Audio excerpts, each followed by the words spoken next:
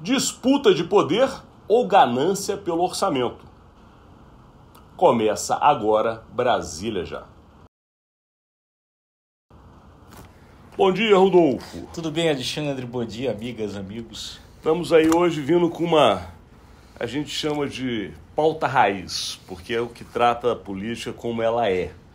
A gente às vezes não gosta, mas infelizmente é assim que funciona, porque o Congresso Nacional está aí na sua velha disputa por poder, mas que muitas vezes está revestido esta briga de poder pela ganância do orçamento da União. Nós sabemos que nós temos hoje uma fatia imensa em poder dos parlamentares, como nunca antes visto neste país. E, de qualquer maneira, é um valor que, a princípio, deve ser destinado à nação, a todos nós, para obras, para melhorias, para investimentos, enfim. Mas sabemos, pelos vários escândalos de corrupção que envolvem a história do país, que nem sempre as emendas são utilizadas para o seu verdadeiro fim, que é o benefício da população. E agora nós estamos num momento crítico, porque a Câmara está em disputa interna por poder, mas que no final das contas é dinheiro, e o Senado aparentemente tentando uma conciliação com o governo, mas que a gente sabe que também mais à frente vai apresentar uma conta, né, Rodolfo? Sempre se apresenta uma fatura, né?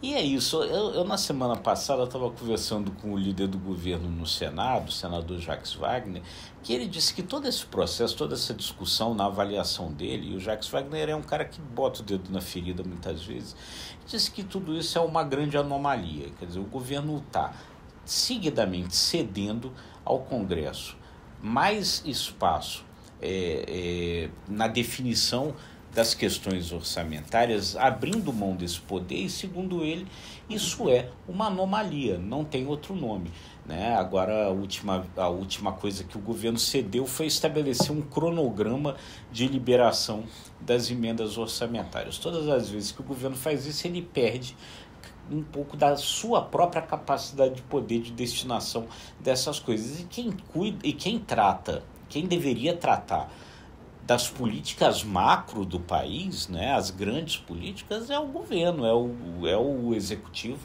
com os seus ministérios. Está abrindo mão disso para o Congresso, o que é muito ruim. Essa discussão agora que está havendo na Câmara, que está travando a Câmara, que está fazendo com que a pauta da Câmara não ande a respeito de quem vai comandar as comissões, Alexandre, essa discussão é única e exclusivamente por orçamento. Porque na verdade, quando a Câmara discute quem ocupará as presidências das comissões, ela está definindo ali os nacos do orçamento que cada comissão vai destinar. Porque as comissões temáticas, sejam de educação, saúde, por aí afora, elas na verdade discutem o quê? Melhorias, que precisam de quê? Dinheiro, no final das contas, orçamento. Quando se vai para as comissões mais importantes, como a Comissão de Constituição e Justiça, a de Economia, aí não é tão claramente a questão do orçamento. Mas quando vai para o plenário, para se conseguir uma aprovação, entra onde? No orçamento. Exatamente, né? O que aconteceu? Dentro daquele processo do chamado orçamento secreto que havia, que o Supremo Tribunal Federal considerou inconstitucional, acabou com isso, né?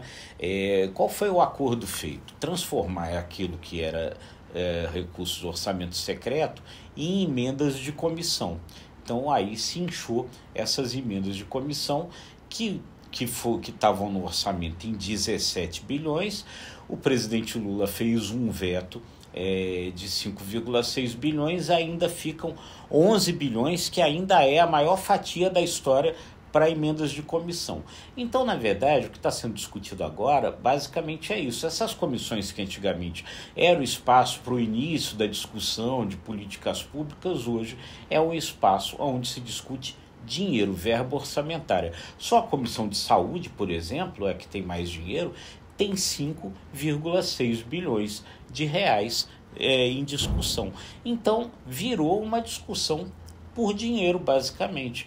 O que, enfim, como diz o Jacques Wagner, uma anomalia. Eu acho que vale a pena a gente fazer uma pequena explicação para quem está do outro lado, não que vocês não conheçam, mas aqui funcionava da seguinte maneira: Brasília como um todo, independente do governo que estava no poder. O governo ou o presidente definiu o que ele queria durante o seu mandato, as suas metas de investimento, de melhorias, de construções. O Congresso Nacional, ele deliberava sobre algumas áreas que eram de exclusiva competência dele, ou seja, áreas nos municípios, nos distritos, enfim, nos estados. Todo o restante era feito juntamente com o governo. A execução era por um ministério, por uma secretaria. O parlamentar aprovava, mas tinha que acompanhar aquela execução e o governo, ao final, tinha que entregar. Claro, nem sempre foi assim, mas era a regra. Hoje, o início, o meio, o fim estão dentro do Congresso Nacional. Essa é a mudança. O parlamentar hoje consegue definir o valor a ser gasto, ele empenha o valor, ele recebe o valor e ele faz a execução do valor. Portanto, o governo está quase que sendo apenas um fiscal, se é que será. Pois é isso, né? Então é o que acontece. E aí essa disputa que hoje está paralisando a pauta da Câmara em torno das comissões, ainda não se definiu. Se espera que se defina até o final da semana quem vai comandar as comissões. Ela é basicamente hoje uma disputa por dinheiro. Ou, nos casos ali da Comissão de Constituição e Justiça, por um poder, mas é isso, é um poder de definição final das coisas que no final das contas acaba sendo também uma disputa por dinheiro. E no final deste conteúdo temos que lembrar o que já falamos aqui em outras ocasiões.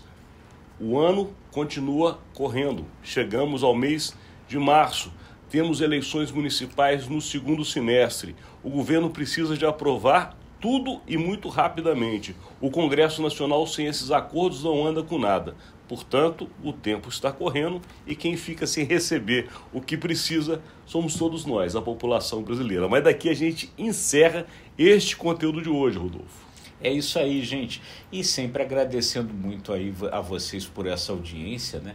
1 milhão nesse período aí de ano, quer dizer, em menos de 3 meses, o que nos em 2 meses. O que nos deixa muito felizes, né? E aí fica sempre aquele convite. Se você gostou, curta, compartilhe, acesse o nosso site imagemcredibilidade.com, se inscreva no ICTV e nos demais canais. Graças a vocês e graças a Deus. Até amanhã. É isso aí.